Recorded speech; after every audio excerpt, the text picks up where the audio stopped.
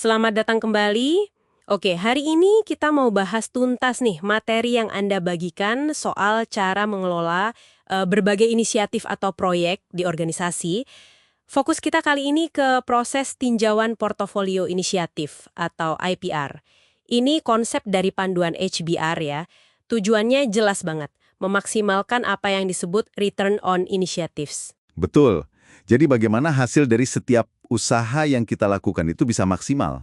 Nah, sering banget kita lihat ya, tantangannya tuh bukan cuma milih proyek yang pas di awal gitu, tapi lebih ke gimana caranya terus mengelola semua yang udah jalan ini biar tetap relevan, biar hasilnya kelihatan. Iya, iya. Banyak organisasi itu kayak kejebak di inisiatif overload, ya kan? Sumber daya jadi pecah kemana-mana, proyek banyak yang mangkrak, terus ya gitu hasilnya nggak optimal. Nah, inisiatif overload ini masalah klasik ya kayaknya. Banget. Dan seringkali melumpuhkan organisasi loh. Makanya IPR ini penting banget sebagai semacam mekanisme tata kelola. Fungsinya ya memastikan portofolio inisiatif kita itu tetap sejalan sama strategi. Dan benar-benar ngasih nilai. Biar nggak ada proyek zombie gitu. Proyek zombie, haha, istilah yang pas. Oke, saya jadi penasaran nih. Gimana sih cara kerja IPR ini biar bisa bantu eksekutif menghindar dari inisiatif overload tadi dan fokus ke hasil? Apa bedanya sama rapat evaluasi biasa? Nah, bedanya signifikan. Kuncinya itu di fokus utama, data dan fakta. Bukan sekedar opini atau siapa yang paling kenceng ngomong di rapat. Pertemuan IPR itu dirancang khusus untuk bikin keputusan tegas. Berdasarkan apa? Ya bukti konkret soal kesehatan portofolio, kesesuaiannya sama strategi, alokasi sumber dayanya gimana. Artinya, harus berani juga buat motong inisiatif yang kinerjanya jelek, terus alihkan sumber dayanya ke yang lebih potensial. Jadi data jadi semacam wasit objektif ya? Tepat, laporannya itu harus menyoroti metrik-metrik kunci, kayak persentase penyelesaiannya udah berapa, anggarannya meleset atau enggak, dampak finansialnya gimana, aktual dibanding harapan. Bahkan sampai ngitung estimasi pengembalian seumur hidup inisiatif itu. Jadi total nilai yang diharapkan dari proyek itu, dari awal sampai nanti sesudahnya juga. Kalau angkanya jelas di depan mata, diskusinya jadi lebih fokus ke hasil kan? Bukan lagi soal siapa punya proyek A atau B. Oke, menarik banget. Jadi data driven ya.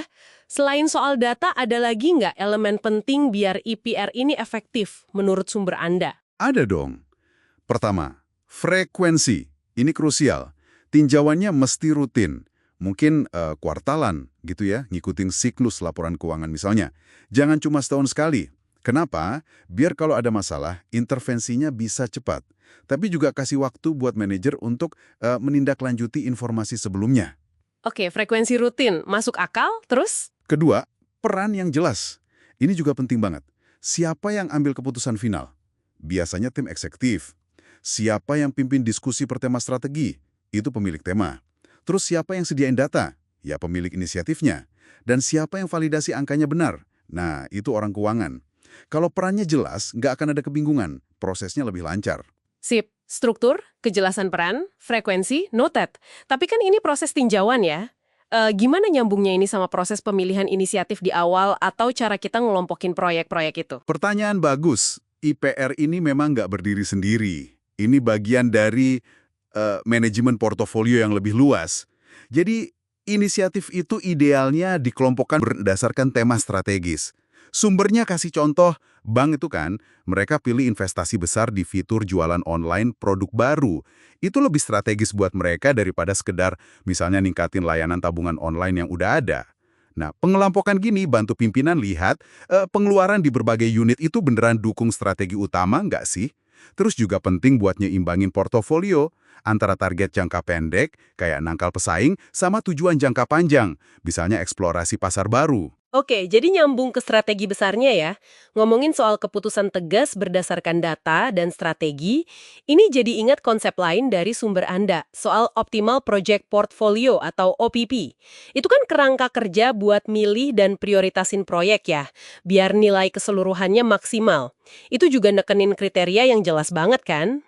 Betul sekali. Konsep OPP ini kayak melengkapi IPR. OPP itu fokusnya di depan. pas milih inisiatif mana yang mau didanai. Harus punya kriteria prioritas yang super jelas. Misalnya, fokus kita sekarang kejar target penjualan kuartal ini atau lebih ke rencana strategis 3 tahun ke depan. Mana yang lebih penting, naikin kepuasan pelanggan atau tekan biaya? Nah, kekakuan dalam kriteria ini penting banget. Ini bantu kita melawan alasan-alasan klise kenapa proyek gagal. Kayak kurang sumber daya. Kenapa? Karena dari awal udah dipaksa bikin pilihan sulit secara sadar. Pilihan-pilihan inilah yang kemudian dievaluasi secara berkala lewat IPR. Jadi nyambung kan? Jelas banget sekarang. Jadi, kesimpulan buat Anda yang dengerin nih, mengelola portofolio inisiatif itu bukan kerjaan sekali jalan pas milih proyek aja. Ini tuh proses yang aktif, berkelanjutan, dan sangat didorong oleh data. Namanya IPR. Tujuannya ya memastikan tiap rupiah, tiap jam kerja yang Anda investasikan itu ngasih return on initiatives yang paling maksimal. Iya, anggap aja Anda jadi manajer investasi aktif buat proyek-proyek di perusahaan Anda. Dan manfaatnya kerasa banget loh. Betul, kalau IPR-nya terstruktur, Anda bisa hindari jebakan inisiatif overload tadi. Energi jadi fokus ke proyek yang paling strategis, peluang buat capai hasil yang diinginkan juga jadi lebih besar. Ini soal disiplin dalam eksekusi strategi sih. Nah, sebagai penutup nih mungkin satu pertanyaan buat Anda renungkan. Di luar kerangka IPR yang formal di kantor Anda, gimana caranya Anda bisa secara pribadi gitu melatih otot kritis Anda? Maksudnya, untuk secara rutin bertanya pada diri sendiri, bahkan di sela-sela jadwal tinjauan resmi, inisiatif yang lagi Anda kerjakan atau awasi sekarang ini, apakah masih jadi hal yang paling tepat untuk dilakukan demi hasil terbaik? Coba direnungkan.